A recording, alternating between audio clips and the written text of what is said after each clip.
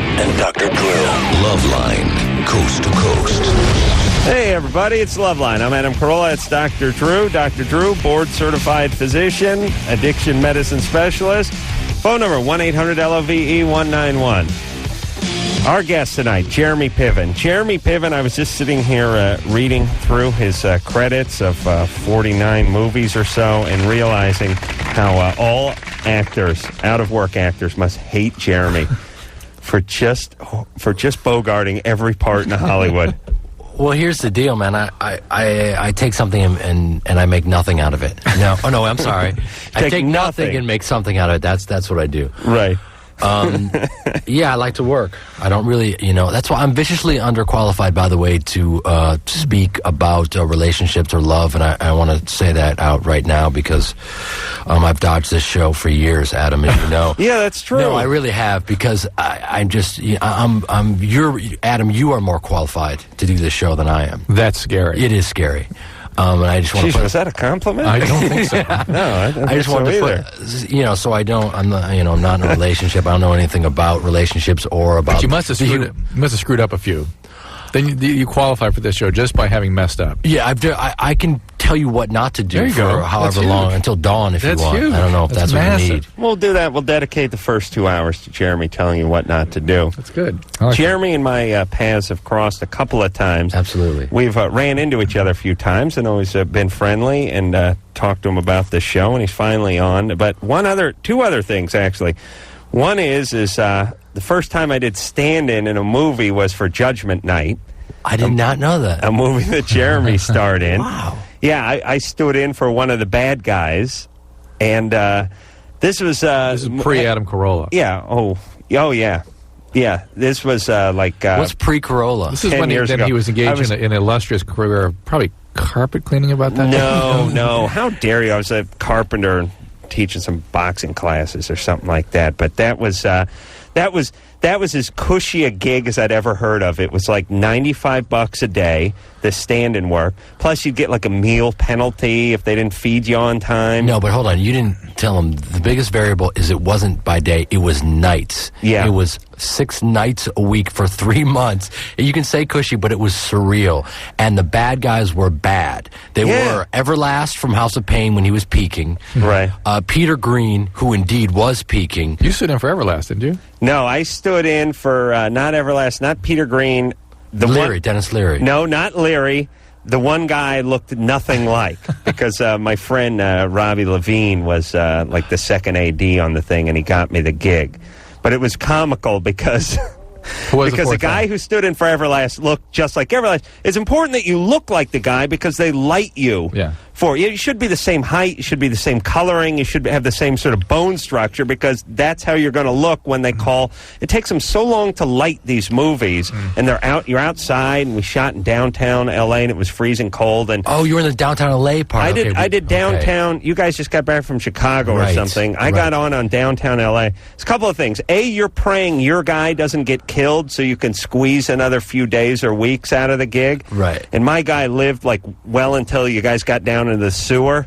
Mm-hmm. So I got to make it about 3 weeks. But the thing that was really funny is Everlast guy looks just like Everlast, and Dennis Leary's guy looked a little more like Dennis Leary than Dennis Leary. I mean, he was spitting image, and everybody looked exactly like everybody except for I was 6 inches taller than my guy and different colored hair. You were dark skinned, he was light. Yeah, and he had long straight hair, and I got this Brillo head. And the lighting director, the very first day, my buddy gets me the job. The very first day comes on job, he walks in, he goes, second team, everyone's standing around. He walks in, he sort of surveys us all, and he stops on me for a second. And he just keeps staring, and he starts and then he goes into whatever he's thinking of. But you could see the wheels turning in his head, like, who the hell is this guy? But that was the first time. Here's the weirdest thing that you don't know. By the time we got to L.A., and I've never talked about this, and I might as well now since you're bringing it up, they had fired Peter Green, and they decided to use his stand-in for the rest of the movie, which is unheard of in an ensemble piece. Really? Yes. Yeah. But Peter Green was still doing the parts and stuff. Peter Green is an actor who was in The Mask and he was in, I just went back and saw Pulp Fiction. He was Zed or whatever. He was the crazy country guy at the pawn shop who came in. He was the sheriff who came in to do, like, sodomize the just Kim. Add a couple things up. He's crazy on screen, gets fired. He's one of these guys who plays like an out-of-control badass in the movies. And? Out-of-control badass, apparently off-screen as well. I mean, he's sort of Mickey Rourke times 2. Yeah, he doubled down on his Rourkeness. Absolutely. If holding the concierge at gunpoint, demanding you get into, that's a whole nother situation. So he was out of control. Yes. And the thing that was funny, and in this movie is Emilio Estevez, Cuba Gooding Jr., Jeremy. These are the good guys, and then the bad guys are Everlast and Peter Green and Dennis Leary. And anyway, the point is the bad guys start turning into bad guys In real life. In real life, and the good guys are good guys. And in the movie, it's the good guys against the bad guys. But now off the set, it's the good guys against the bad guys. That is bizarre. And the bad guys are all like huddling together, and they're all badass, and they're wearing like dusters, and they're leather, and they're carrying fake guns, but they're strutting around, and they're trashing their trailers, and they're getting in like Cuba Gooding Jr.'s face. It was a strange dynamic, and as the stand-in for the bad guys, we had to then wage war against the stand-in for the good guys. It was a lower-level battle, but we didn't hang with the stand-ins A B for team the good battle. guys. Oh, you hate to see a B team battle. I hated the A team battle, and by the time you started shooting it, I'd already been killed. No one has ever talked this much about Judgment Night. By the way, ever.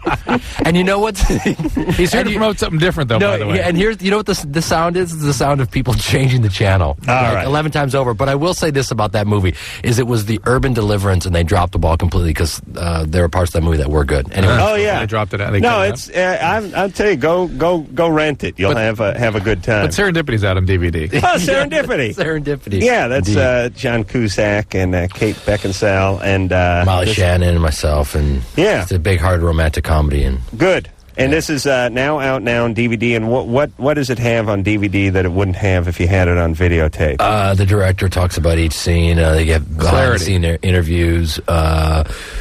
There's one moment where I'm with a small goat. It's an awkward and interesting moment. I'm in my trailer. The family show here. Yeah, French language track. That's going to go over big with our audience. The 16-year-olds from Florida. Yeah. All right.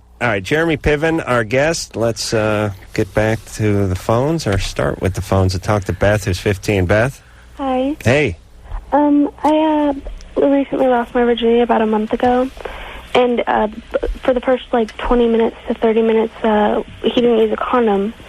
Then halfway through, he put one on, and Let me just add up the numbers here. 20 to 30 minutes, and then halfway through, he put one on? Well, yeah, that was about halfway through, and then he put one on. Yeah, that was a halfway point, 20 to 30 minutes. Yeah. He was not a virgin. Yeah, he wasn't, no. He wasn't. Okay. Jesus. And then, a couple days later, I think it might have been the day after I got my period, but a friend told me that you can still get pregnant even if you had your period right after. Yeah, I guess theoretically. If you had your period a second time? It should be any day now. All right, I'm sure it will. I feel confident it will come again, and you can reassure yourself by taking a pregnancy test. I'm sure it'll be negative. I guess it's better than wearing a condom for the first half. Yes. I mean, if you break it down. Yes, if you have to choose an interval, an interval, you don't really even want to use it in the middle third. You don't want to use it the last. Right. Drew's right. So the possibility's not good that I'm pregnant?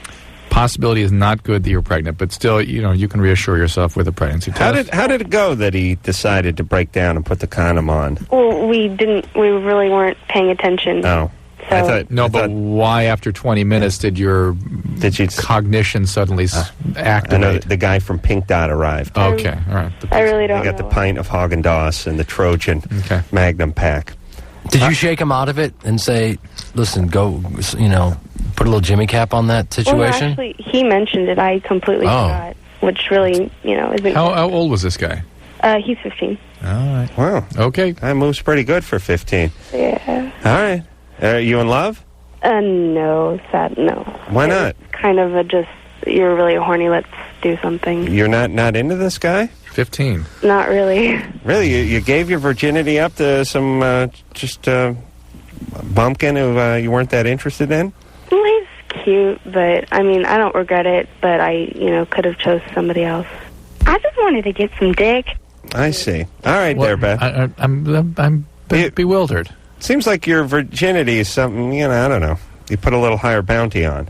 Well, I'm curious. You sound fine. Are you okay? You ever been depressed or anything? No. And everything's good? You're doing well in school? Yeah. Just want to get it over with, right? Well, it's like, I had heard that it's like a really big deal, but I didn't feel that much different afterwards. I was just like, And have you had a boyfriend before in the past? I've had one. How'd that go? He dumped me after a couple months. Are you interested in having another one? Yes, I really, really want another one. Your parents are together? Yeah, my parents are together. Everybody's good. This is how it can be when kids are actually well put together. They can make a choice at 50. Some of them can. It's a little suspicious because theoretically, under the age of 16, the brain development just not there to really make to be like she seems to be. Yeah, but maybe she is. Maybe that's just her. I wish chicks were that evolved when I was 15, where they could just make a decision to have sex with me and then cast me aside. I would have gone for that. Yeah, I didn't seem to find any of those Beths when I was in high school. Beth is what everyone claims to be, and how many 20 years in the show? I've never spoken to a Beth before. No. You know what I'm saying? This is a first. Yeah. Interesting. Yeah. John? I'm responsible for that, by the way. Thank you. It's my energy. Appreciate it. John, you're 30. Yeah. This one actually is for Jeremy, too. So. Okay, this one's for Dr. Drew. Yeah. I've been married 10 years. I've been separated 3 months now. The doctor put me on Effexor and Valium. I went out on a date with a woman, and I couldn't get an erection. Jeremy? Judgment night. I have 119 problems, and that is not one of them, oddly enough. Now, with the Effexor, what is that exactly? It's a serotonin reuptake inhibitor with adrenergic activity in higher doses. How much are you taking? 150 milligrams a day. So that's really, he's getting into both effects, and both can, particularly the serotonin effect, can prevent sexual arousal, orgasm, erection, prevent everything. Plus, John's penis has some ring rust, right? I mean, it's been shocked. Yes, it's been sort of shot down. Well, I've been depressed. Yeah, he's been depressed, and I'm trying to make myself feel better. But really, the Effexor is what got in the way here, I'm sure, and also the Valium. You on the Valium regularly? 2 milligrams twice a day. Oh, it's a pretty low dose, but you know what's nice? I just thought about as a woman is you have that sort of get out of jail free card sexually. That okay, you're a little depressed. Maybe your husband dumped you 3 years ago, and you're having trouble bouncing back. But if push comes to shove, you can always just hold still, open your legs, and fake an orgasm and get through the night. I mean, you have that in the back of your mind. You don't want to go there. You don't want to play that card, but it's there. And as a guy, you got to get that good erection going, put it in the right place, and ultimately have an orgasm. And if you're depressed and you're on the Effexor and you've had a couple of Michelobes with dinner, you got something to think about. But isn't that what put the nails in the coffin, though? It's that if you start to have trouble, there ain't no faking it. And then you panic, and then it ain't working. Right. So you don't have a fallback. No. There's no hiding out from this. Right. Well, he's 30 years old. I think it's more of a sign of our culture, unfortunately, is that people jump into really bad Western medicine, and I think that everyone gets depressed, and there are other options beside medicating yourself. I mean, we all go through stuff, and you're going through some stuff right now. You might want to do it a little more clear-headed. Am I wrong? I mean, did you think about hurting yourself? I've thought about it. So you're contemplating suicide. See, that's the thing. Well, now that your penis doesn't work, right? Jeremy, that's the problem with depression. About 1 in 5 people die with depression. It's a 20% fatality rate. They kill themselves? They kill themselves, 1 out of 5. And if you're having suicidal ideation, I mean, it's a sign that you have to do something. And what is clear is that if you need medicine to stabilize things, fine, but the outcomes are much better with therapy. And, it's time to maybe get in and do some work. I agree with Jeremy on that point for sure. All right, John. Stay away from the women, or? Well, do you like this girl? I don't know. I was just trying to make myself Drew didn't say stay away from women. He said, wife's been cheating kill on me. yourself, right? My wife's been cheating on me. Your wife's... you're separated, right? Well, this is what happened 3 months ago. I found out all this happened. Okay. Well, look, I think Jeremy's right. It's a situational thing, and maybe work on that diligently rather than looking for a cure in a pill. And also, if she's doing that, she's not right for you anyway. It'll just take you a little time to realize that. And John, can you have a second date with this one? I don't know. It was embarrassing. I haven't called her back. It was just... She's probably uncomfortable, too. Just call her back. Have a laugh about it. You know, the truth is the easiest thing to remember. You know, tell her that that the blood rushes to your power source with no problem whatsoever. You just have been heavily medicated. Yeah, right. What's so embarrassing about that? Yeah. You keep that note in your wallet from your doctor. I got one from Drew. Drew, that's what you should start issuing. Notes. So maybe we should put these out on the web, like little greetings that, sorry, I couldn't get it. It was the Effexor. Yeah, they can actually, fill in a little blank for the drug name with a little trademark sign over. Yeah, like when you have to get out of school, you get a note from your folks, sure. And later on in work, if you want to miss a couple of weeks, you get that note from your doctor. This is for a date. Take the pressure off. Penis doesn't work. Pull out the thing that says you're on the Effexor. Drew probably signs it and puts a little smiley face on it. I really wanted to, at one point, I was working with the ingredients people to try to put something together for embarrassing and unpleasant communications like that.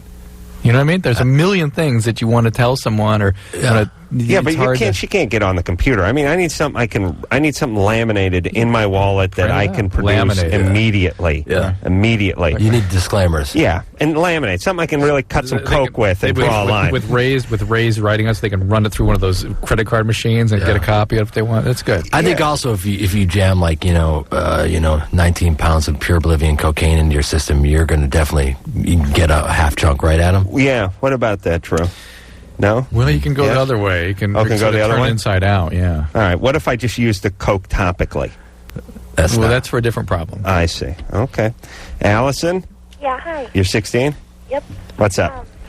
I really have two questions. I told the phone screener about one. I think that I was sexually abused as a child, but I don't remember it. Like, I remember 2 or 3 incidents, but nothing, extraordinarily out there. Well, what's the evidence currently in your life that maybe something like that happened? Like, when I was 6, I was telling my mom I'd just finished watching, that Whoopi Goldberg movie where she was a showgirl. Uh-huh. And I said I wanted to be a showgirl, and my dad told me that I needed to take off my clothes and get in bed with him because that's what real showgirls do. Did your dad sexually abuse you, do you think? I think so, but I don't know. I think the real trauma here was seeing Sister Act. Yeah, I think so, too. I mean, that's where the real damage was done. Do you have relationships now? Are they okay?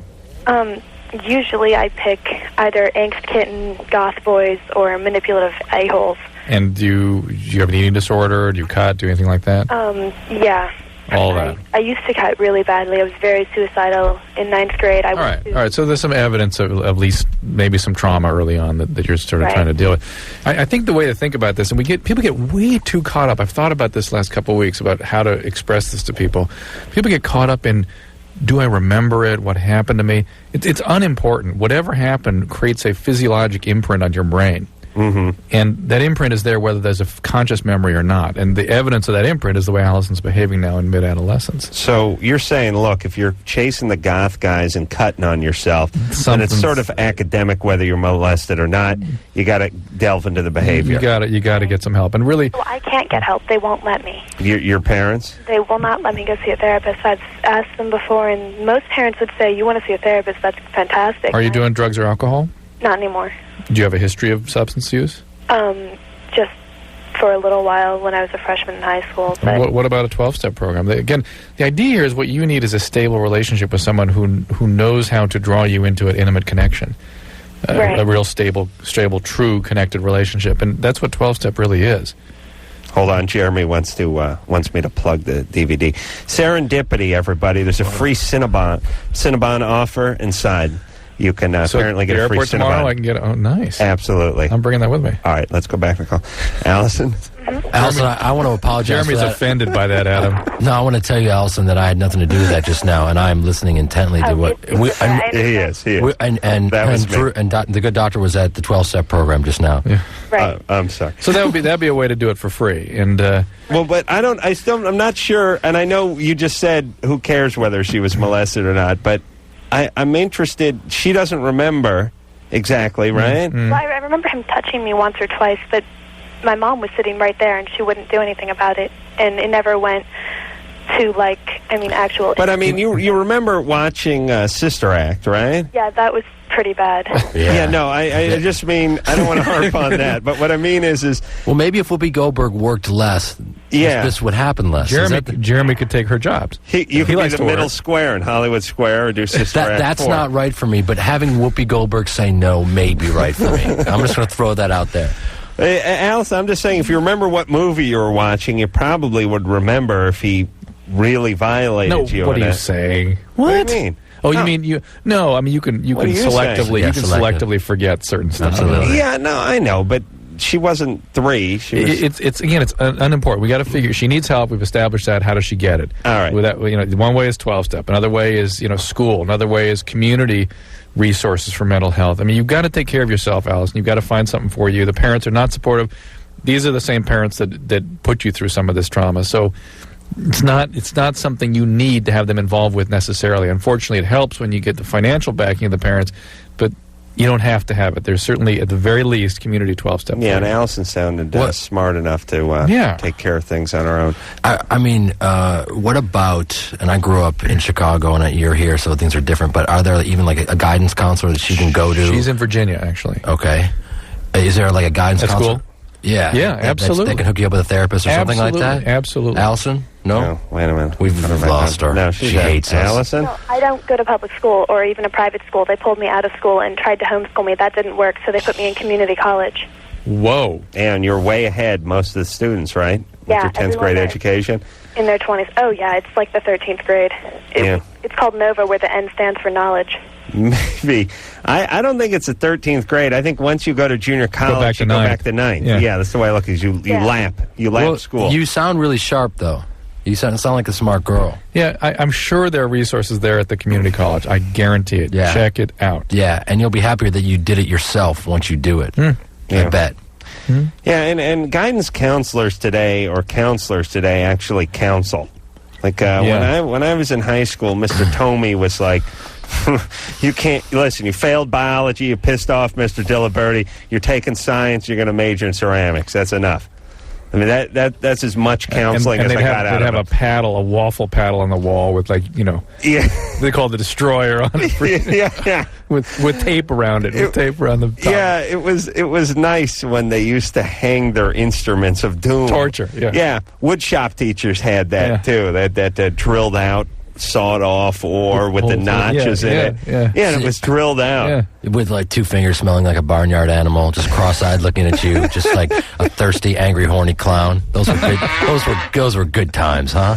Yeah, good times. We had 2 teachers really. We had 2 types of counselors. We had the gay ones that seemed inappropriately interested, and then there was the straight ones that just didn't care and hated kids. So you kind of had your choice. You had the guy who was concerned with your future and concerned with your rectum, or the one that just had no concern and wanted to nip off his flask and wish you could get out of his cards and letters to Adam Carolla via That's what we had. Neither one of those are right for anyone. No, something in between, like a bi guy with some interest. Good times.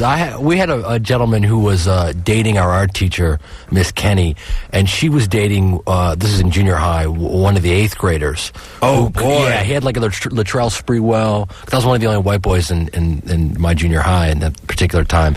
And she was dating, like a Latrell Sprewell 8th grader who was like, 6'1". 19-inch guns on him. Indeed. He could finger roll or do a 360 slam. And he was like driving around, just, driving around, 8th grader. Indeed, giving Miss Kenny the good stuff. At 14, he was a 14-year-old 8th grader. Driving. Indeed. He had good time. He had one of those big raised keloid tattoos. Here we go with the black fraternity on his bicep. He could. I think he was a Q dog in 8th grade, which is interesting. We'll be right back. We're going to take a little break. Jeremy Piven is here, Plug-in Serendipity, which is starring John Cusack, which is out on DVD right now. It also stars me, though. Oh yeah, it stars Jeremy. Yeah, he wouldn't story plug of my someone life. else's Stars movie. John Cusack. Yeah, no, I mean, and Jeremy. That goes without saying, and we'll be right back.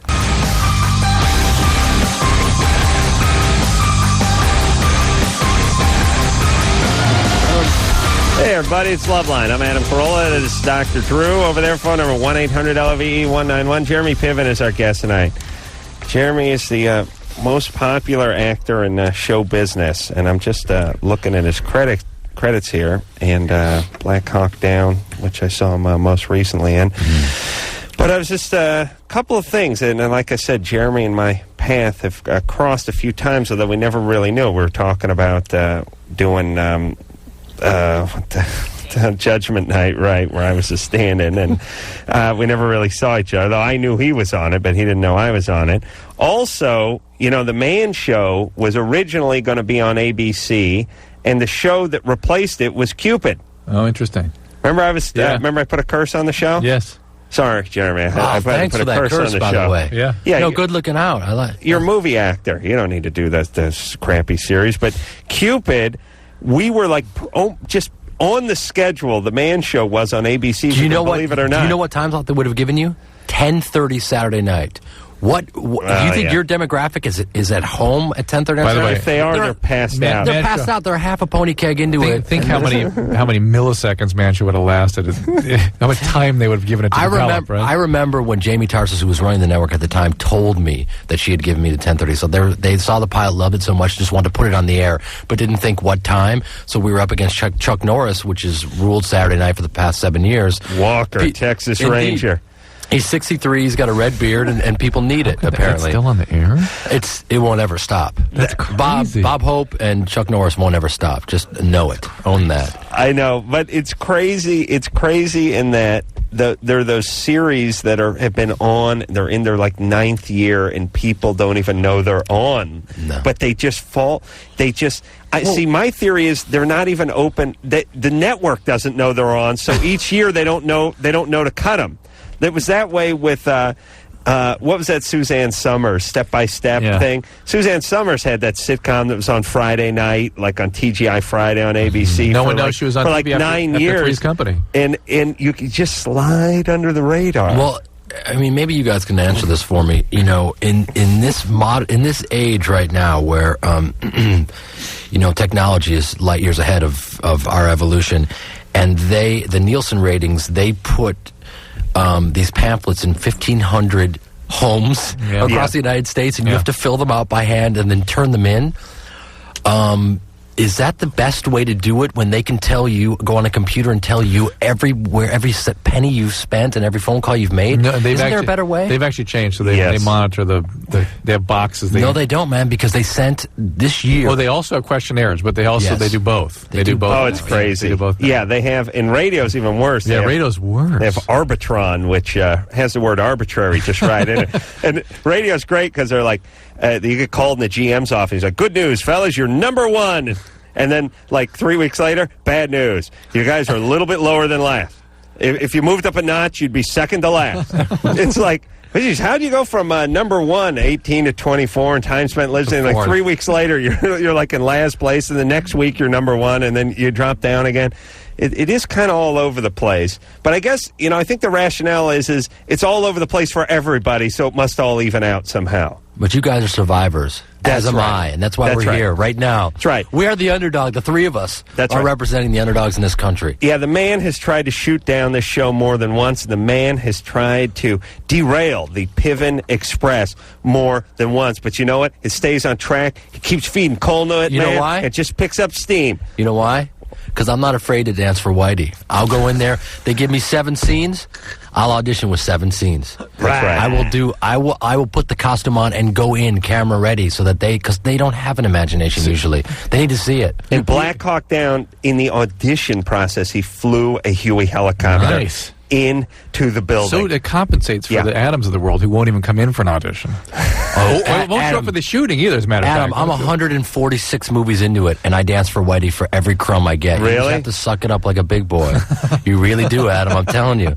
Really? You have to audition? You shouldn't have to audition. For everything, and I'm really? not kidding. Call anyone you want Adam, now. From now on, I'm going to remind you of this moment. Whenever you talk about how people they know they want you, they just have to call and they can have you, but they'll know ahead of time if they really want you or not. Why should you have to drag your ass down and audition? I mean, I can give you an example. I'll sit here and bore everyone, but I've gone in, auditioned, not gotten the role, looked at the breakdown, and it says Jeremy Piven type, and I didn't get it. Wow. I've been turned down in every way you could possibly. Jeremy's a pro, Adam. You see how that works? Well, no, I'm not a pro. I just have a huge ego, and I'm a freak, and I have to work. and I'm driven. But this is the work thing's good. This is an interesting point. Yeah, but I haven't had a relationship in 9 years. Let's talk about that. We will. Don't worry. This is an interesting point, which is Jeremy lands in some of the biggest movies of the year in and year out, and works more than any actor I've seen in a long time. So then, is it because you audition well? I mean, obviously you're talented, but obviously you have to get the role first. Indeed. And how much prep? Jeremy's established a type. He didn't even have that. He's established a type. No. How dare you? You know, I saw a breakdown. Someone showed me a breakdown a few weeks ago, and they said they were looking for a black Adam Carolla. Is that true? Yeah. Oh my God! Yeah, so I was flattered. Bitch. I was flattered. What? But here's my point. Here's what I'm saying. I'm still trying to wrap my mind around a black Carolla. I know, right me now. too. But here's the thing I'm interested in, and it's starting to dawn on me. All right, and we should all take note of this, which is. And you stop me if I'm wrong, Jeremy. Okay, I'm going to stop. It's about time for another break. Oh, shut up! I gotta keep going here. Right. There's a lot of capable actors in this town, Mm-hmm. and a lot of people that if they get a role in the film will come through and will do a good job, and Jeremy is one of those. And Jeremy is usually the buddy's best friend. Right. Does not have to carry the film. It's not based on what his ass looks like or how many posters teenage girls have of him. It's about just ability to do his job. But Jeremy consistently gets these roles, and now it's dawning on me that Jeremy puts in the extra time. Gets the beats down. It's taking you this long, Adam? Yeah, and I never thought about it because I like to equate all success with luck with other people. With myself, it's hard work and dedication. No. With everyone else, it's luck. You always said it was pure talent. Oh, pure talent, hard work, and dedication. But with Jeremy, it's either luck or deal with the devil. But what's dawning on me now is that Jeremy gets these breakdowns, rehearses, nails the thing, and goes in and gets the part, and that's why he's in all of these movies. Yeah, without being the guy that says that about himself. Yeah, I mean, for instance, Family Man playing opposite Nick Cage. Right.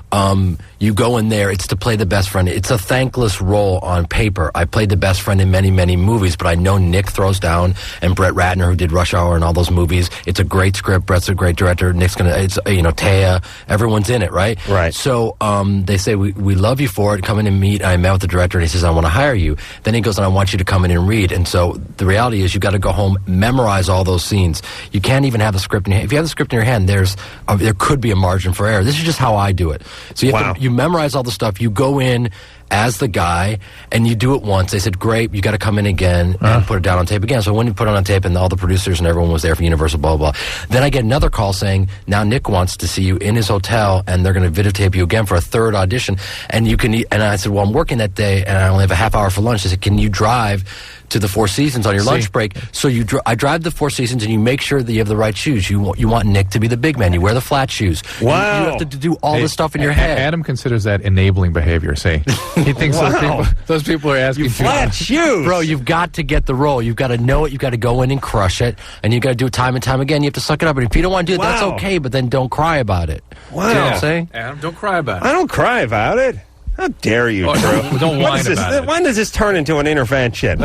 I never go on auditions. I never do anything. I don't cry about anything. But ultimately, if you want it badly enough, you'll go and do that. See, that's amazing. Actually, I'm actually glad he said that, because we often get our callers calling, how did you get into this? How do you do that? And people usually give very, very vague answers. He's giving a real specific set of directions. And it's like, I think we all imagine that the reason he's in Family Man is because they wanted They saw Jeremy Piven in his last role and just threw the script his way and told him when he was going to start.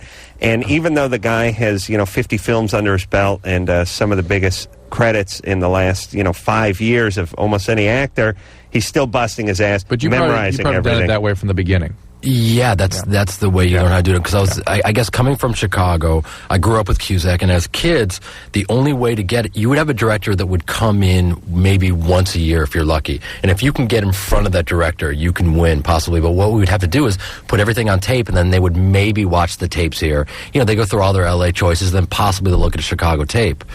But Johnny was really he was much more ambitious than I was. I was playing football in high school and was chasing women that wanted nothing to do with me. But that's a whole nother story. John also stars Serendipity out on DVD right Indeed. now. And both John and I never got the girls that we wanted to in high school. I mean, the joke was completely on us. But he was very ambitious and would take the train in. And so, yeah, from the get-go, you're auditioning, and it doesn't change. At a certain point, maybe it will when you're one of those lucky few. But everyone wants to be in movies right now. And the competition is just, you wouldn't believe it. The last movie I was in, I just wrapped Old School with Vince Vaughn, Luke Wilson, and Will Ferrell, and it's basically guys in their 30s who want to go back and relive those college years, and it's basically Animal House for guys who are too old to be in college, and then they have to throw, and you're shaking your head like, haven't we seen enough of this? But this is actually really funny, and they throw a fraternity where the guys are 17 to 88, so it's just true anarchy, And I met with the director, and he was quoting lines from movies I've done, and we had a great meeting. I told him my take on the character, and the next day I get a call saying he's going to need you to read. Now that's after the guy loves your stuff, and and you've got to, and your first instinct is like, this guy's directed one movie and he dug my stuff. I don't get it. You've got to just go, look at, do I want to work? Do I want to be in this? You got to put the ego aside, or that ego that's going to get in your way of going in and auditioning, and go in and audition and crush it, and then and wear flats. Wear flat shoes if you're the smaller, if you're the best friend. Indeed. All right. We're going to take a break. And I'm still talking though. Yeah, I know, but I've had an ass full. Okay, there you go. I ain't wearing flats.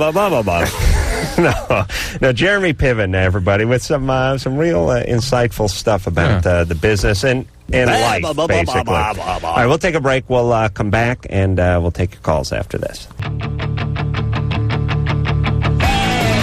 Hey, yo, it's Loveline. I'm Adam Carolla. That's Dr. Drew. Phone number 1-800-LOVE-191. Jeremy, do not eat those mixed nuts into the microphone. That's not right for you? No.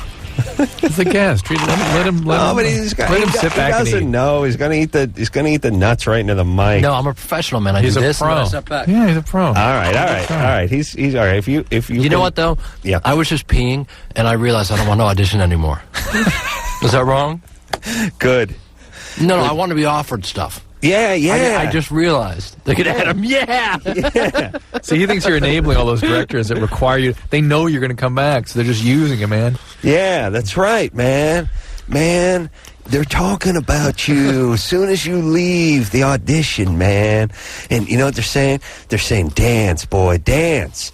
That's what they're saying, man. I don't care. Jump through the hoop, you little poodle. That's what they're saying. It probably makes you feel good, though, that you have a certain level of control. You know you're going to crush it. You know what I mean? It allows you to have some sense of... It is... You know what I mean? Well, the thing that I think is great about you're not waiting passively for them to call you. You're in their face. Jeremy puts in this relatively small amount of time, relatively, to prepare at the beginning, then gets the gig. Yeah. Which people won't do, including myself. I think you have to... I mean, everyone... is in it for different reasons, and their background's different. I've been studying since I was a kid. My parents have their own theater, and I got lucky. I mean, I was studying with them since I was 8 years old.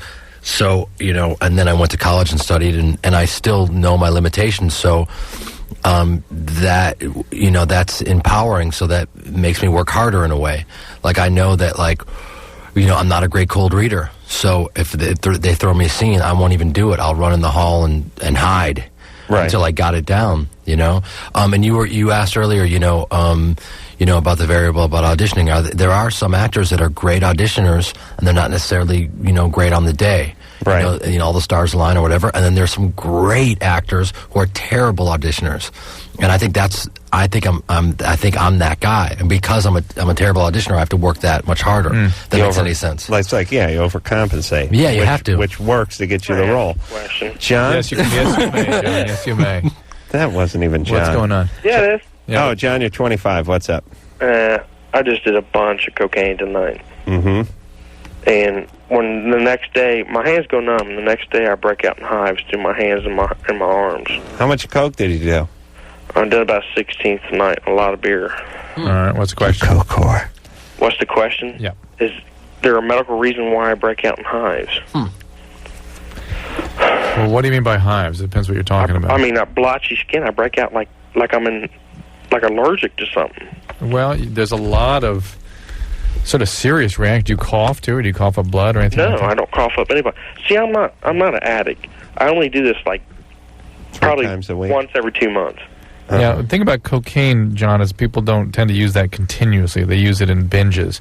Yeah, and, and when I do it, I do a lot of it. Right, that's what cocaine addiction is, and that so that's an addiction. And in the face of those binges, increasing consequences develop, such as medical problems, depressions, behavioral problems, losing relationships. Hold and on, hold on. How much did you do? Probably about 1/16th. 1/16th of a gram? No, of an ounce. No, more than a gram, a lot more than a gram, 1/16th of an ounce. How many grams is in a 1/16th of a... 4 grams, 3 grams? Yeah. You did like an 8-ball? Yeah, almost an 8-ball. Yourself today? You're by yourself right now? Yeah. Do you smoke it or snort it? I'm snorting. I'm drinking a lot of beer on top of it, too. All right, well, there's a lot of things that can come out in your extremities. There's something called porphyria cutanea tarda that's actually from the alcohol more than the cocaine, and there's a vasculitis you can get from it. There's a lot of serious medical things you can get into here, and blotchy rash is... Is there an upside to doing blow? I'm just curious. None that I can think of. Okay. So what you're saying is that there's no way to win if you do blow. See, I don't know why I do it either, but when I get out and it's given, it's not like I pay for it. It's given to me. Huh. Why? Because you're good looking? Well, it's not that. I just got friends, that they give you 8 balls? Yeah. I don't know. There are a couple things that happen. I just had a flash of what happens when you do that much blow. You either end up naked on RuPaul's stove at dawn. You end up playing Russian roulette with your dealer. Right. You end up with a red ball in your mouth with duct tape strapped around your head and someone slamming you. The gimp ball.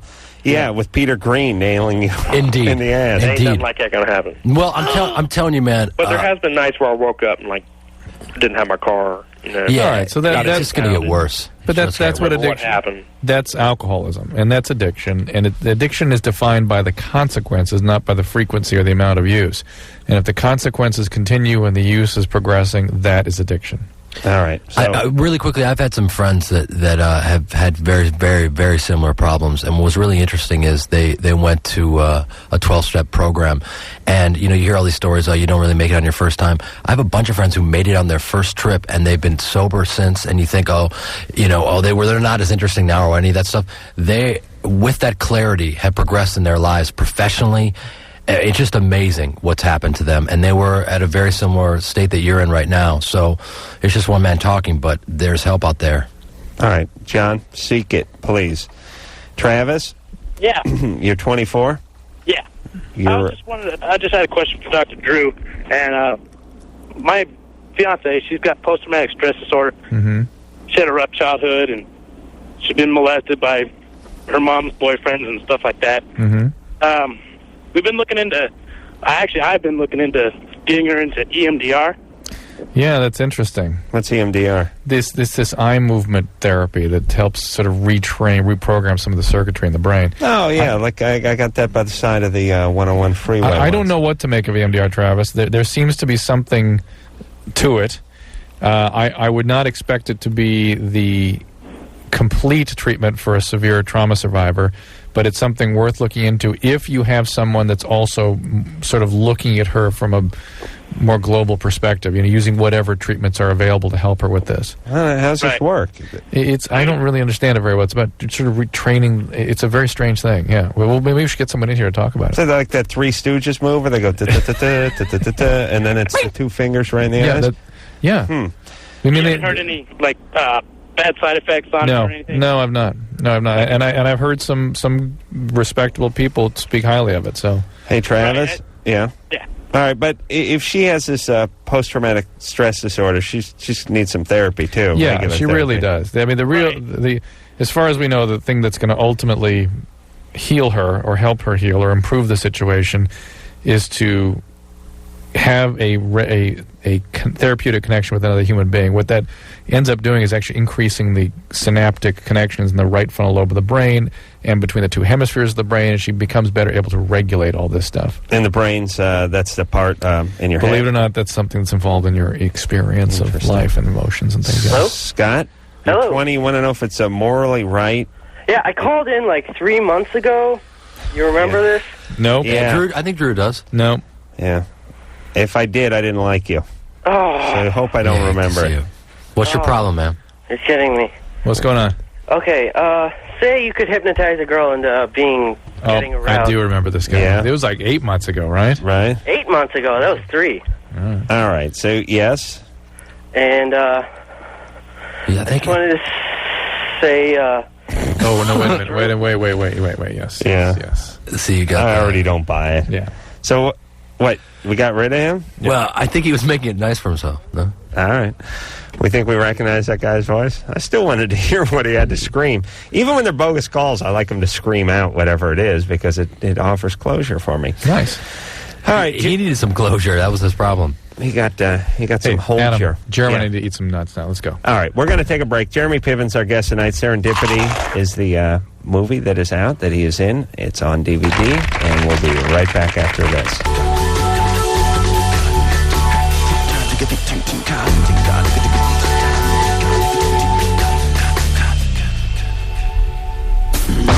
Hey, everybody. Loveline. I'm Adam Carolla. It's Dr. Drew. Phone number 1-800-LOVE-191. Jeremy Piven is our guest tonight. Jeremy is pushing Serendipity, which is stars John Cusack and Kate Beckinsale, who's really hot. Yes. I don't mean Kate. I'm talking about John. Great actor, John. And if I'm not gay, but if I was, he'd be high on my list of. Really, you take a run at Johnny. Why is that? He has feminine features. Okay. And seems like be a nice guy to hang out with, and I like to say anything. There you go. And we just sit around and watch his movies basically, and There's him perform oral on me. Oh yeah, being John Malkovich was very good too. Yes. All right. So anyway, this movie is out on DVD, and you get a free Cinnabon if you buy it. There's an offer inside. Can you? I'll beg you to stop saying that. Okay. Well, No, I really will. They should have put the sticker on. Okay. Let me just say You something. should get it anyway. You guys- Forget about the free roll. I have a large head. I'm a man with a large head. These earphones. They hurt, huh? No. These earphones are way too big for me, and I'm just curious. Like, do most of your guests have enormous heads? Because this is for a man whose head is almost twice my size. So. You've spent now an hour with Adam, and you see how inflated he is. He normally wears those headphones. Oh, are these your cans right here, my man? Hold on. How dare you, Drew? You know those aren't mine. You know I have my own. They're Tom Leykis' cans that I wear. And that, I think John Popper from Blues Traveler That's the variable. may have stretched that one It was out. a Flintstone Popper situation here. Yeah. That or Larry Flynn. Yeah, slide. This is us jamming with John Popper, by the way. Drew, Drew on bass guitar. Yeah? Me on lead guitar. I thought you played the keyboard at this time we played. Well, I mix it up. We've done it a few times. We're at the sax in. Oh, no sax in this one.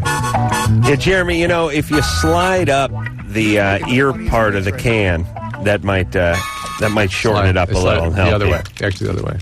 Yeah. Yeah, push it. You know Yeah, what? The kids at home don't need to listen to us do this. On the left. It's hard to believe we were doing this. To your left, there's some other ones if you want to see. Oh, there's more cans to the left. Listen, They're actually bigger. Let's solve the world's problems. Here we That's go. right. Nicole, 18. Yes. What's up? Hi, you guys. Hey. Hello. Hi. My question for you is: there is this guy that I was kind of dating, and there's a problem though. It's causing some problems between my family and I.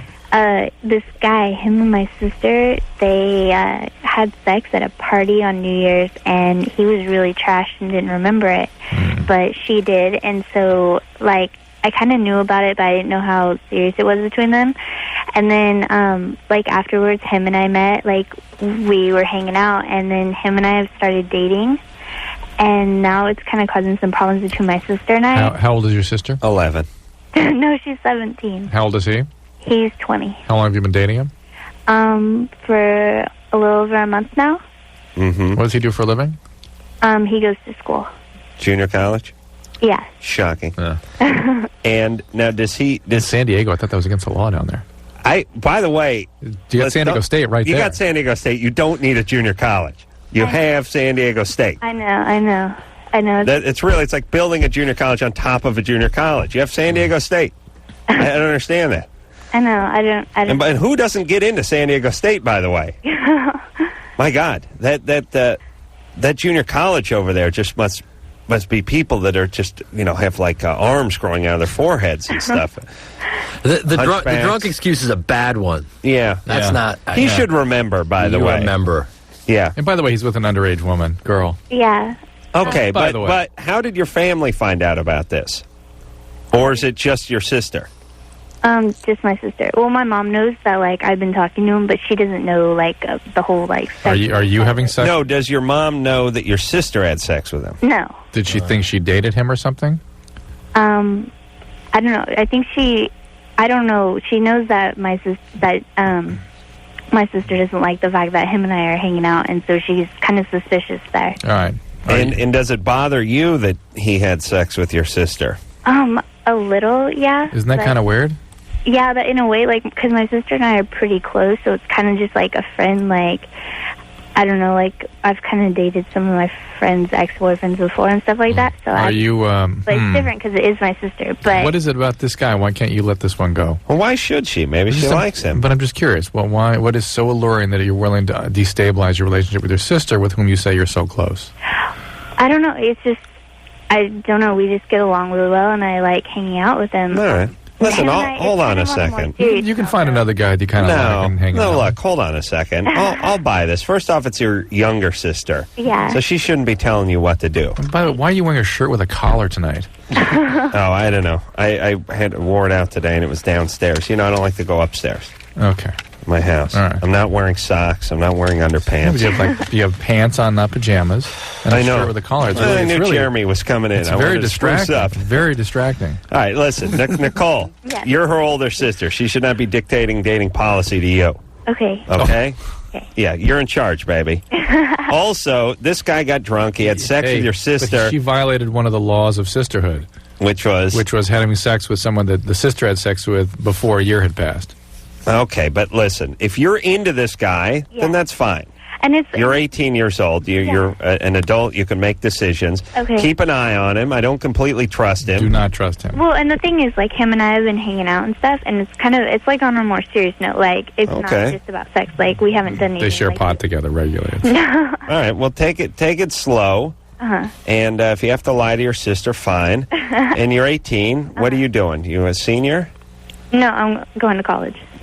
Junior college. Junior college? No, San Diego State. Oh, yeah. Junior college. Yeah. All right. All right, baby. Okay. Go Aztecs. Okay. Thanks, you guys. All right. Bye. Good times. Yeah. Listen, I know we get in the habit of on this show, Drew, is we just tell people, forget it. Find another guy. Don't Forget do it. it. Yeah, we don't like the idea of anyone dating anybody. No. She's 18. The guy's 20. They both go to college over there in San Diego. She likes the guy. All right. So he got drunk and slipped up 6 months ago with All his right. sister. Doesn't mean they can't get together. I think that we registered our concern. We worry about this guy. A little bit. Yeah, you're right. Have fun, have a good time. But ultimately, I don't think you're ever going to be able to shake. She's not going to be able to shake the fact. It's going to be that weird thing in the back of her mind always. But yeah, she should run it out.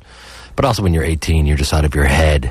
Yeah, is that true? I remember being a freshman in college. Good God Almighty! Where'd you go to college? I started out at Drake University and then went to. That was for Knuckleheads. No, we were at Drake.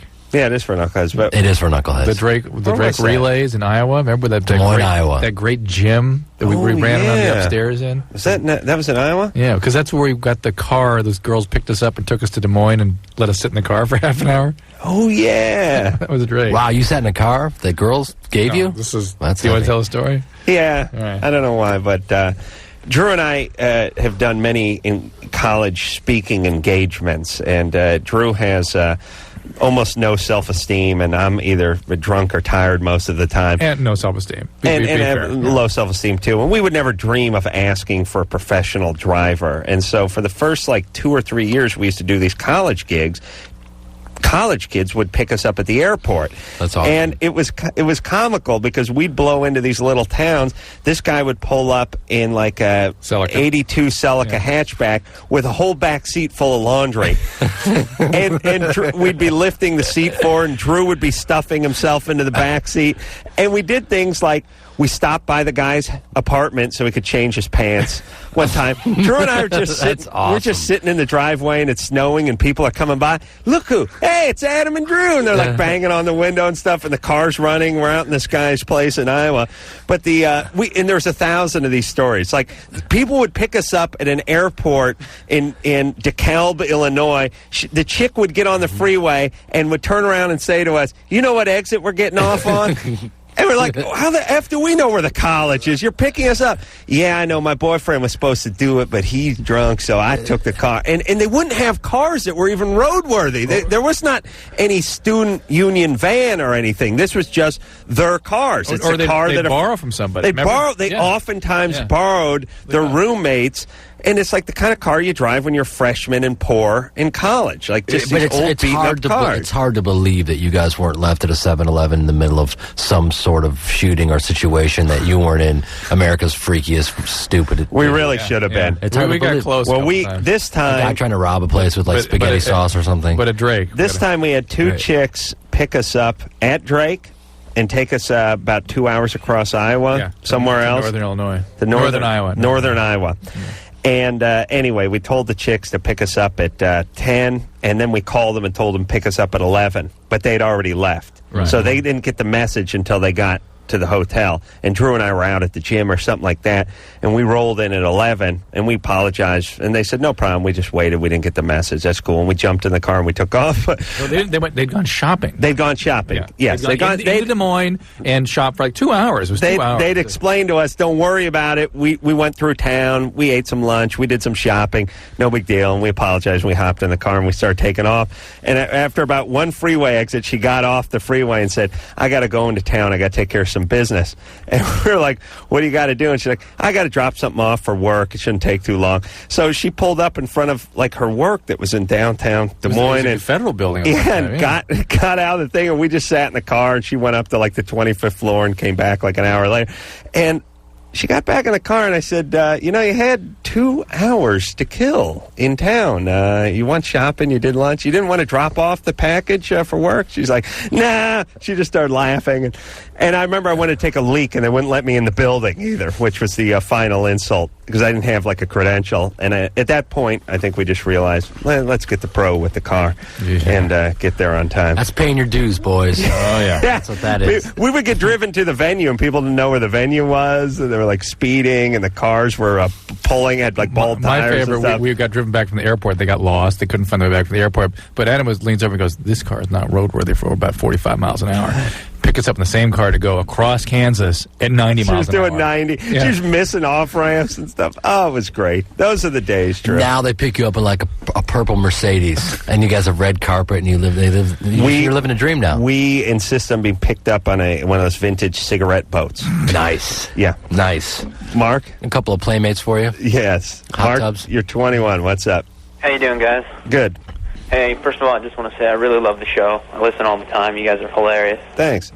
I have this problem. See, I was dating this girl for about 2.5 years, right? And I really love the girl, and we were planning on getting married and all that good stuff. And then I was planning on going on this mission for my church, right? LDS. Right.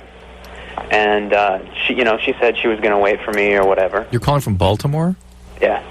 We're used to a lot of Salt Lake City calls like this. I'm originally from Salt Lake City. Shocking. There we go. Things always make sense. But anyway, so she said she was going to wait for me, and I told her whatever, if you can date other guys, or I didn't want to be a jerk. Is she also of your faith? Okay. Yeah, and so she's dating this one guy who I kind of knew from high school, and he's just a real jerk. I mean, he's former drug user, former drinker. He's one of those guys who just kind of plays with women, gets what he wants, and then ditches them. Pretty much every woman goes through a phase where that's attractive. And pretty much every ex-boyfriend thinks that of the new guy. but it's not necessary. It doesn't necessarily mean there's something wrong with her that she'd be attracted to that. Yeah. Well, I just want to know what I could do to get this jerk kind of out of her life. Oh, she's still with him? Yeah. I'm going home in a couple of days. Well, but she's into this jerk, right?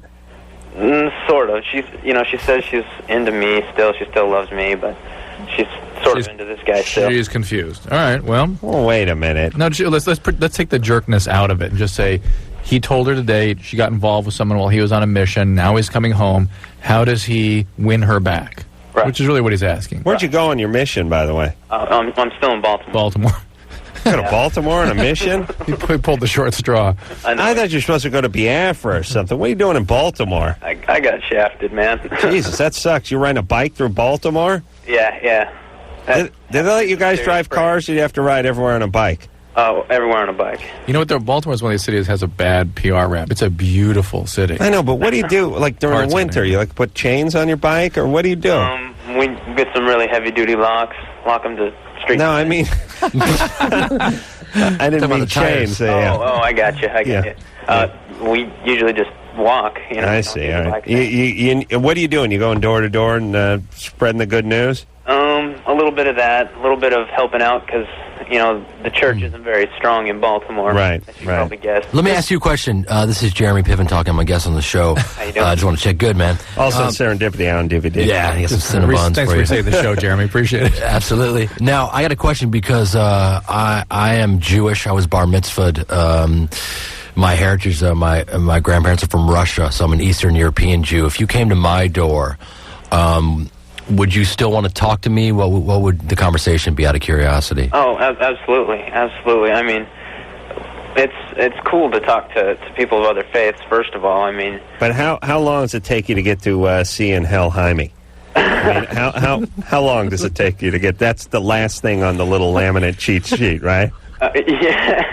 Yeah. Usually when they let the dogs out and they... I look at... You know what? I'm not... Are we a gutter religion? Just tell me that. What's that? Is the Jewish faith, is that a gutter religion? What do you mean by gutter? Bad religion. Oh. No? Not at all. No? My sister married a Jew. Oh, interesting. Oh, yeah. She got completely out of the family now. Yeah, she's the only one living in a house, though. But here's my question about now: is there indeed only one God, and any God that any other faith prays to is not a valid God? Out of curiosity. No. I mean, you know, almost everybody believes in a supreme being, even though they may call him, you know, by different names. Right. But you know, we believe that there's one God, and you know, he's our creator. And do you believe that Jesus came back and he's like the Messiah, and the Jews are still waiting for the Messiah to come back? Is that how it goes?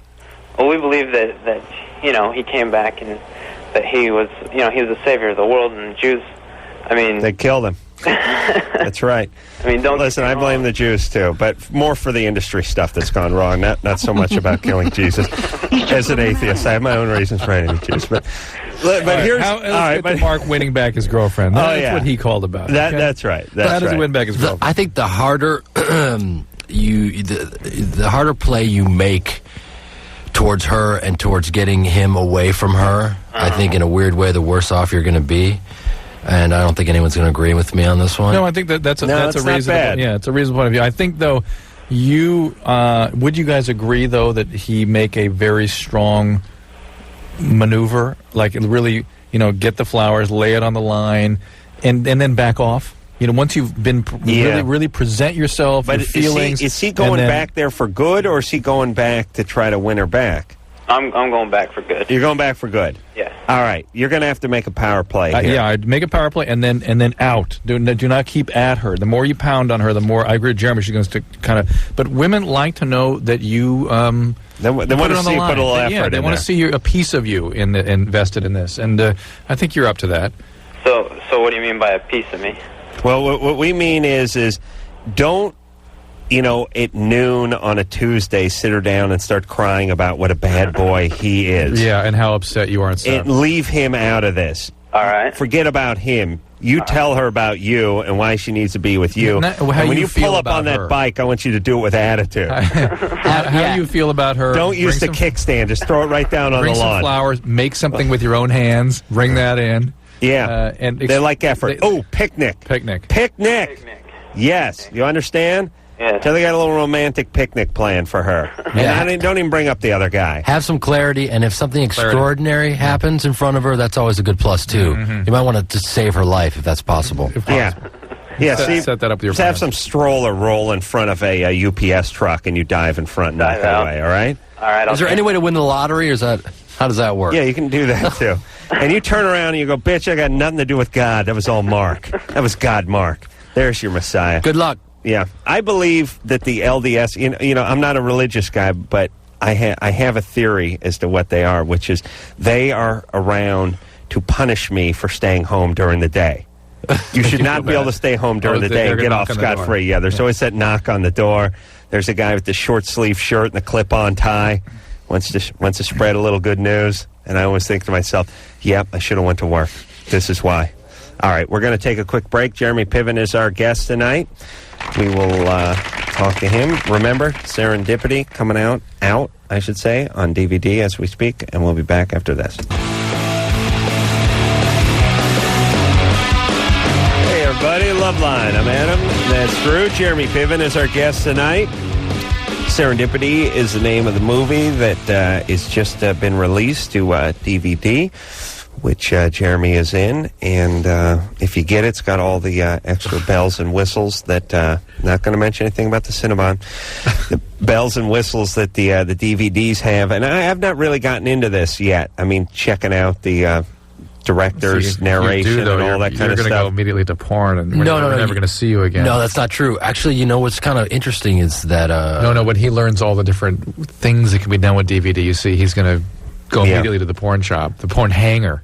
Well, that's going to happen no matter what. I mean, no, that's true. That's inevitable. You've managed to stay out of that. I know, but it's inevitable. That's what Jeremy's saying. And he's right. He's going to end up in Vegas with a donkey and Dennis Rodman, and everyone's going to lose. And I shouldn't say that. I celebrate Dennis Rodman. I don't know why I just said that. I really do. He's awesome, and I'm from Chicago, and I don't know what just happened to me just now. But I will say this.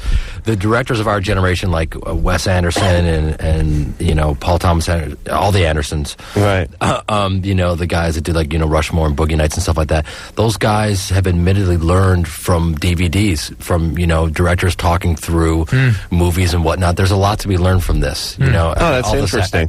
You know, why they cut it in a certain way, how they directed it, why they wrote it, stuff like that. You can, you know, these DVDs can be kind of cool. It is interesting, and with everybody now just about owning like a digital camera and all this editing going on your personal computer. There's no excuse. And these DVDs being like a tutorial for making a film. Absolutely.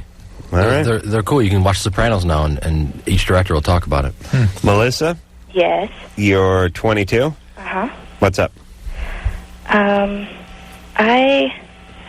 boyfriend, we've been dating for about 2 months, and we've actually known each other for about 4 years.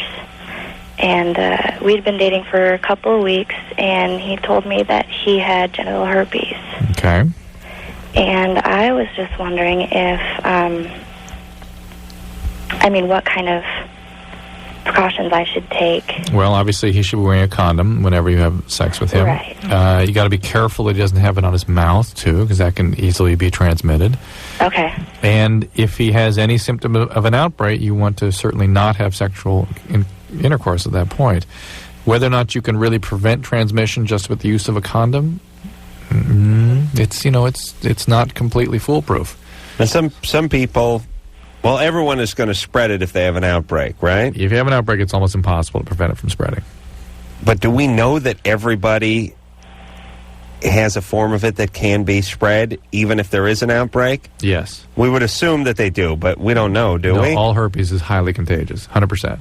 Okay, so if you have an outbreak, it's spread. Highly contagious, massive viral shedding in a herpes outbreak. And then some people can be spreading it even without an outbreak. Right. But I would think that's less than what we think. Otherwise, I think more people would have it. It's not that common. Although some people start to produce virus when they're exposed to a new partner. And so that's why there's added risk there. And so you have to really create boundaries to that happening. And latex is one way to prevent that. Okay. All right? It's not foolproof, though. All right. And I did have another question, too. Yeah. It was kind of funny. I was actually talking to my boyfriend about it a couple nights ago. When I was, like, in high school and stuff like that, like when they did all the sex ed classes and everything, our teacher was telling us that, when it comes to sex drive, men, generally are, say like a microwave, whereas a woman would be more like a crock pot. Right. Yeah. Right. She that's takes reasonable. A little longer. Right. And Bigger hole. Often. Yeah. Right. Yeah. Good. Yeah, but I'm the exact opposite. You have orgasms easily? Yeah. Well, I'm like a waffle iron, whereas Drew is. I'm like a George Foreman grill. He's like, yeah. That's where I was going. Well, you're kind of a toaster oven. Drew's not sure what to make of that. Hey, listen. The people. Drew's a sterno can. The women that have the good fortune of what you have also tend to be multiply orgasmic. Yeah. So you'll have multiple orgasms. Oh, yeah. Yeah, so that's what that is, and that's a rare talent, and that's a blessing. That's a blessing. Enjoy it. Yes. And now, did your boyfriend tell you about this, or did you notice it and then you called him on it? No, he said it 2 weeks in, right? Oh. It was a mutual thing. No. He said we're not talking about the crock pot and the George Foreman cooker. We're talking about the herpes now. Oh, the herpes thing. Yeah, he said it, right? Right, yeah. All right, good times. Wow. I would like a film of the class when 86-year-old Miss Commissar started explaining it. Now, the young ladies, are like a crock pot. The guy's like, oh. Well, then Melissa's going, wait a minute, it just takes me a second to orgasm. And the boys are like a microwave. And what happens when you take the fondue out of the crock pot and you heat it up in the microwave? Oh. Yeah, that's when it really kicks in. Yeah. And by the way, I miss fondue. Who doesn't? Yeah, that went out with the Devil's Triangle. Yeah, there's a lot of stuff that you kids don't know about from the 70s. We've decided and that you shouldn't miss much of it. Like, Talking to the Dead has replaced Devil's Triangle. You don't need to miss all the devil stuff. You don't need to miss like the AMC Matador. And there's you don't need the rust-colored shag carpet. But fondue is something that is sorely missed from the 70s. You used to have those little parties. The fondue pot was like a gift. That was a legitimate gift you'd get somebody. Right. I got you a fondue pot. Yeah, for some reason... Great, I'm a bachelor. Thank you. But the whole culture revolved around cheese. They would take cheese and they'd roll it in nuts and they'd serve it. And I actually ate enough cheese as a youngster for 9 lifetimes. That's a good point. Maybe the cholesterol issue put a kibosh on cheese. Yeah, I think it did, man. I went to a Chinese healer and he did some stuff on me and he said, and I remember I have now not eaten cheese in 15 years. I don't know if we need to talk about this. No, that's fine. Okay. His movements now are much more regular. It's good. No, but I'm certainly healthier than I've ever been. I feel great. And he said to me, he was doing like this muscle test, and he said, "You have eaten too much cheese." And it was Pat Morita was actually the gentleman. He did a nice job. Wax on. Yeah. And I said, I got you, man. I haven't had cheese in like 15 years. 13 back then. And he goes, did you tell me about your childhood? You have too much cheese in your childhood? And I was like, yeah, man. My mom would make me grilled cheese sandwiches. I would have string cheese in my pockets. And it's true, man. It was all about cheese. And he said, you have about 9 lifetimes of cheese in you. So apparently I've eaten enough for 9 lifetimes, and maybe our entire generation has. So I don't think they're missing anything, Adam. Yeah, I think that's a cheap shot that Asians take against Americans with the cheese jokes. They know we all eat too much cheese. But I would argue they don't eat enough cheese over there. All I do is eat raw fish and celebrate their culture, though. I know. Do they have cheese over there? They don't have chease in Asian cultures. I've noticed that the spicy tuna roll starts to taste like cheese after a while. Eventually, there's no need for them to even attempt to co-opt our culture, because what's there to take? They do they have really bad Britney Spears music now. I went to a sushi joint, they had that, and they do the rock and roll machine karaoke situation. There's no need. Their culture is awesome. Just to have the sushi, the beautiful traditional sushi, and we'll enjoy it. There's no need to take any part of our horrific culture and mix it together. Well, they take the worst part, too. They take the worst cars and the worst musicians and the worst stuff, and then the worst clothing, and then they adopt it as their own. Ciao. Annie? Ding dong day. Yeah. That's all the stuff we can't move, by the way. If there's any Asians listening, we just ship it over there. That's not true. They celebrate McNuggets and Jack Daniels, and it's sold over here. But I would hate us, too, if I lived elsewhere. You would? I think so. Because you have to understand, you go to another place. Do you ever realize like how truly loud Americans are when they're traveling? And nothing compared to the Germans. Yeah, the Germans louder. Oh. Yeah, they're pretty loud, and they killed my people. But when we're over there and we're like a biscuit over 300 pounds, and we're wearing the khakis and we're screaming. And I got to say, the one thing though, I was in Europe this last summer that I noticed was American. That so surprised me was so much the American culture was movies. Yeah, that is just everywhere. Yeah, no matter if there's hatred or not, they'll still go and check out the movies. Wow. Yeah. I mean, you can be in the depths of some village in Italy, some medieval town, and there's an advertisement for a movie. You recognize in Europe, I'm sure, right? Because of all the movies. Yeah, I'll get it's surprising every once in a while. I'll be in the middle of nowhere. So really, Jeremy's the reason they hate us, and why we should be hated. That's what I am indeed part of the problem. I was in Morocco for 5 months, and it's completely surreal. You would drive by a place, and it would be literally like a cardboard shack, and it would have a satellite dish. Nothing. There would be nothing but a little dish there. Kill Gallagher. Yeah, that was my idea. All right, Drew, don't start getting me going. Annie, you're 15. Drew, no one knows what you're talking about. Well, you do. Okay, yeah, but I figured you might. How long have you guys been doing this show? Only I know, and how long have you been doing this show? 7 years. 7 years. That's awesome. Yeah, it makes me angry that I'm the only one that knows. Annie? Yeah. You're 15. What's up? I'm 13. I mean 13. What's going on? There's this kid at school, and he calls me a dyke, which I'm not. And I told my counselor. Good. And she You're a lesbian. warned him about it. Good. And I passed him the other day, and he wants to beat me up. You know what? You got to keep going at guys like this. They need tons and tons of structure, and you keep bringing down something. Why is he singled you out? You're lesbian. Drew, please. I don't know. Because he's an ass. Because he's an ass, but I mean, probably she's a little different than everybody else. Or do you dress differently? Do you look differently? No.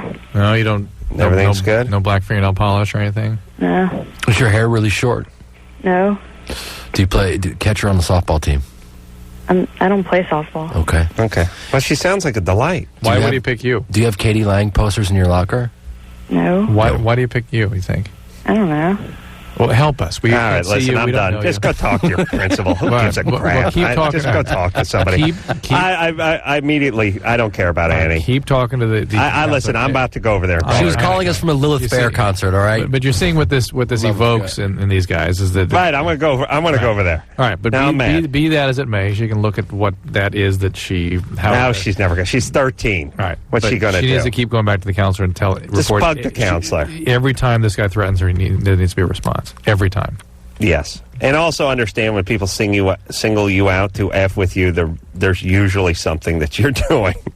Doesn't mean it's right that they single you out, but it is a nice way to go through life is to figure out whatever you're doing to attract people that F with you and maybe stop doing it. And I think we're starting to get a little taste of that with Annie as we got into the questions. Yeah, but he's probably some little Alexander Haig running around who's very confused that, he needs to punish people because he feels bad about himself.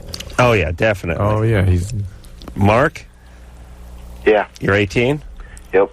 You've been on hold for 1 hour, 113 minutes? Yeah. Wow, man. You must dig these guys. You like listening to them, huh? Yeah, I love you guys. Cool. Great. There you go. He's hitting that bong a little bit tonight, too, I think. See what I'm saying? No way. Well, way to hear it. He can hear it right away, man. How much weed you smoking, Mark? I don't smoke right now. I've been clean for over a year. Really? Yeah. Wow. Still got a hold on you, man. Yeah, you need like an animal with a fire hose because you still got a lot of THC floating around your body. Absolutely.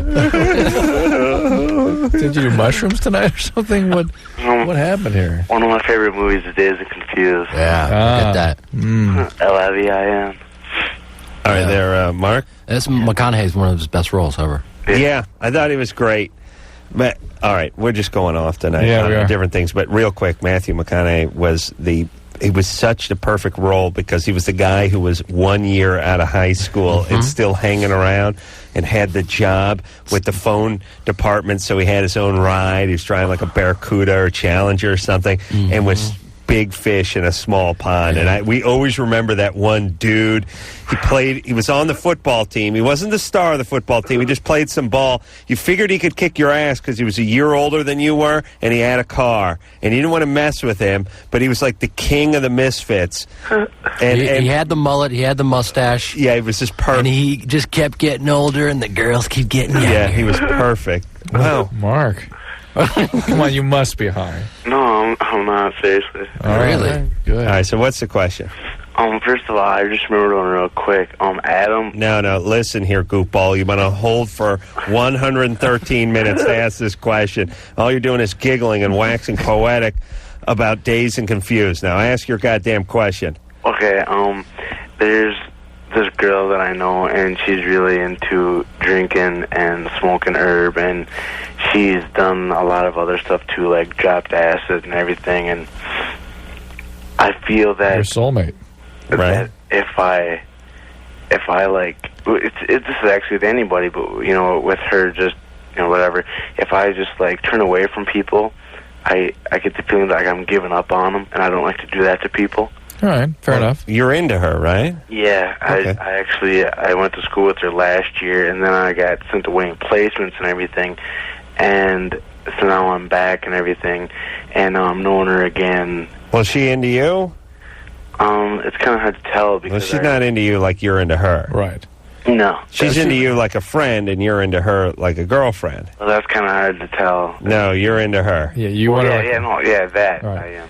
But she's so loaded, who knows what she's up to right now. So what? But he would know if she was into him. Yeah, probably. Yeah, but he's not doing drugs, so she's probably not. You know what I'm saying? She won't be interested. I'm just worried that he's trying to save her because he's interested in her, and she may ultimately not be interested in him. I understand that, but are you in recovery?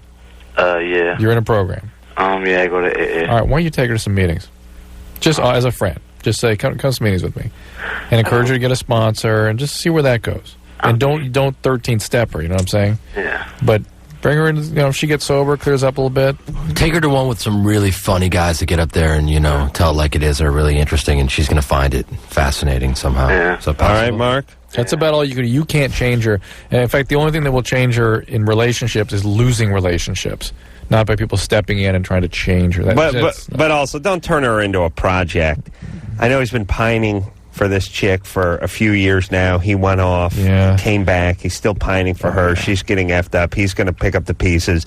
She may not be interested in him that way. I guess she isn't. Men just wait in the brush. That's right. Like some kind of polar bear or lion waiting to pounce. Right, yeah. First hint of weakness, pow, they're in. Yeah, and also we sort of create these fantasies. We get fixated on women like we do with cars. Like one day I'm going to have an LT1 69 Vet. I'm going to have that car. Yeah. And years go by and jobs go by and relationships go by, and you're still fixated on one day. Meanwhile, your life is just blowing by. Yep. And if you'd spent as much time on your own life getting your own crap together as you'd spent fixating on this one chick, this one car, this one whatever, this one goal, you'd be much further along, and you'd have 5 of those. 5 LT1 Vets and 5 chicks in the garage inside the Vets, and all greased up and on the hood, like what's her name from that White Snake video. Yeah, it's hot. Yeah. All right, Tawny Katane. Yeah. All right, let's take a little break.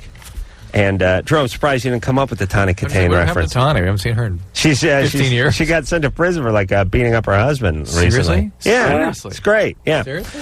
We're going to take a little break. We'll be back with Jeremy Piven after this. What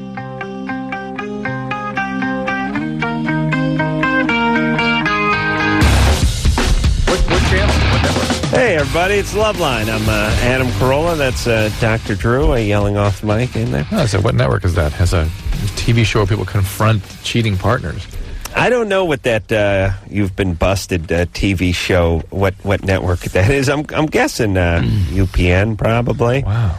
Something like that. I don't know who knows the network it's on, but it's a crazy show. I love that show. Yeah. Is that UPN? I have no idea. It's always on at the bar that I go to. Oh. Wait a minute. We're one TV show away from The Truman Show. Yeah. I mean, it's come to that. No, we're one TV show away from Gladiators. Yeah. Really, a rollerball or something. I mean, yeah, we're getting pretty damn close where people it just doesn't matter. There's nothing sacred. Just please enjoy any of this humiliation. Yeah. I was just saying in the break that it's not even an intellectual thing. I just get really depressed watching it. Jeremy doesn't like the reality-based TV shows because it's one more show he's not on. You know, he thinks he should be on every show on TV and every movie in production. You know what's interesting is you get me, man. You really get me. I'm really straight, but I'm gonna take a run at you at some point before we leave. So. And look at him now. He's cocky. He's eating right into the microphone. Hey, Jeremy, do this. Take your headphone. Do this. And put it down like that. Just do that. Okay. Oh, now that's it. Now I'm going insane. All right, look on. Let's pile through some... Unacceptable. Let's pile through some calls. Thank you, me. Bill? Yes. You're 26. Yes. What's up? How you doing, guys? Good. Jeremy, why aren't you in more movies? Yeah.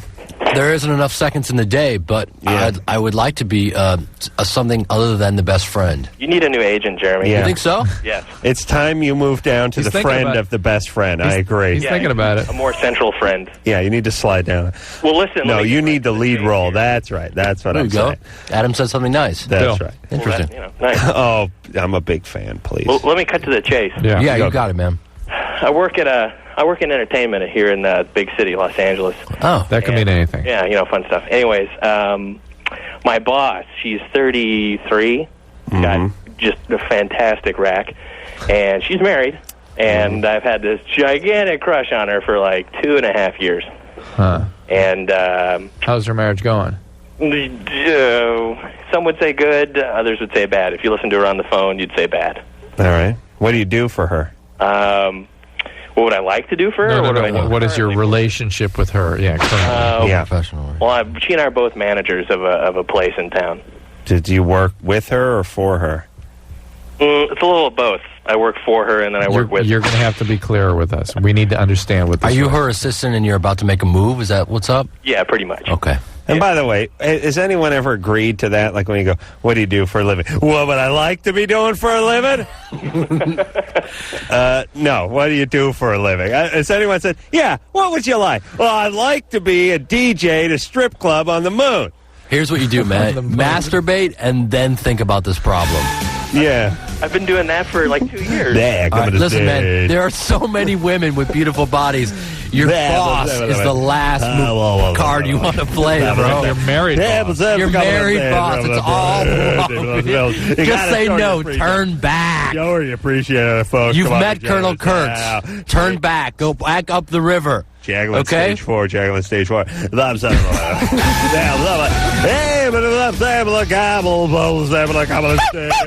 I love that. Hey, guys, show me appreciation. Brittany.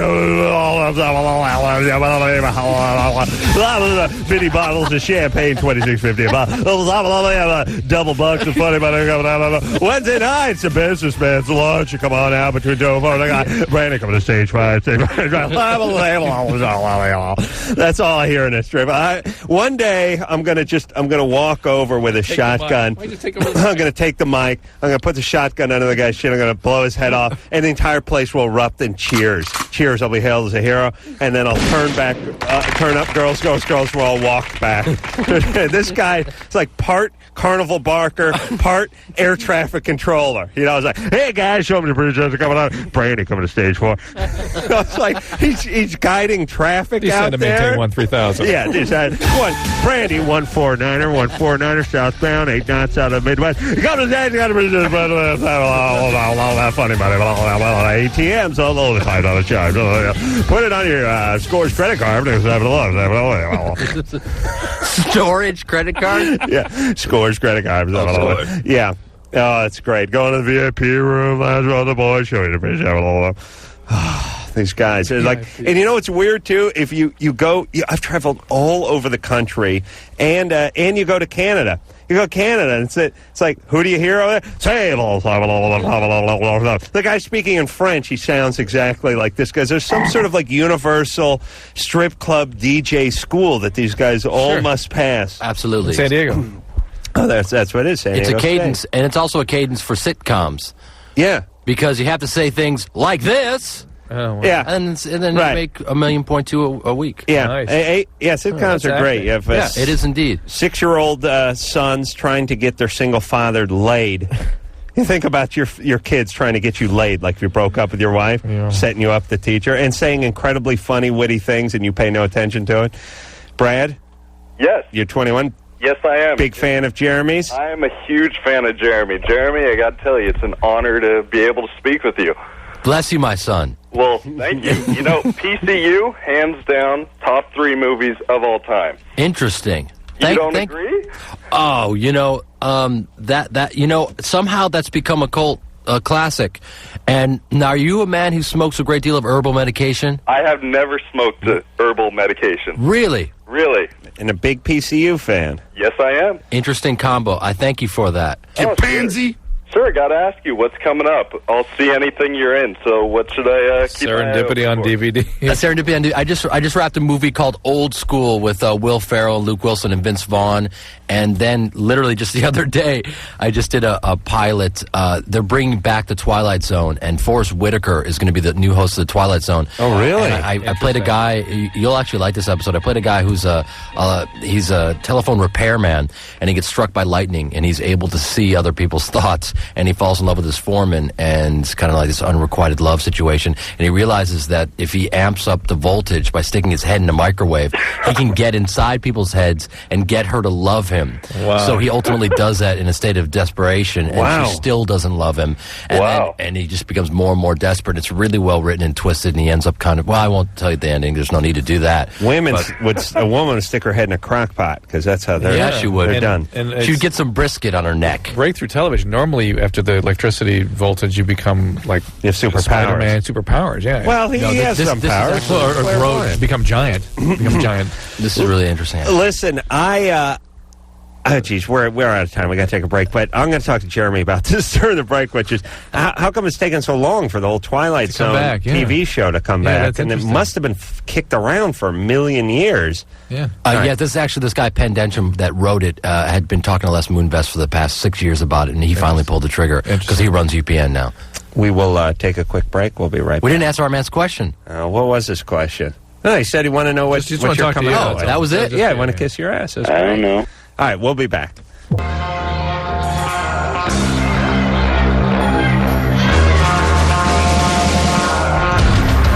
That's it, everybody. I want to thank Jeremy Piven for coming in here tonight and helping us all out. I want to thank you guys because I've been dodging this for a long time. That's true. I was so underqualified, but this was really fun. I had a great time. Yeah, and it's easy, right? Yeah. Would it be awkward to ask to come back every week? I don't know how that works. You're in. You're in. Every week, though? You guys all right with that? For a little while. For a little while. No, every week forever. Oh, no. You know what? Let's make it every night. Every night for the rest of eternity. I'm in. Awesome. All right. Everyone go out and get Serendipity. It is now on DVD, and our good close friend and a friend of the show now, Jeremy Piven, is in it. So I'm going to go get my Cinnabon, too. Until next time, this is Adam Carolla for Dr. Drew saying mahalo. He's hitting that bong a little bit tonight, too, I think. This has been Loveline. The opinions expressed on this show are not necessarily those of the staff, management, sponsors, or this station. The producer for Loveline is Ann Wilkins Ingalls. Loveline is a presentation of Westwood One Entertainment.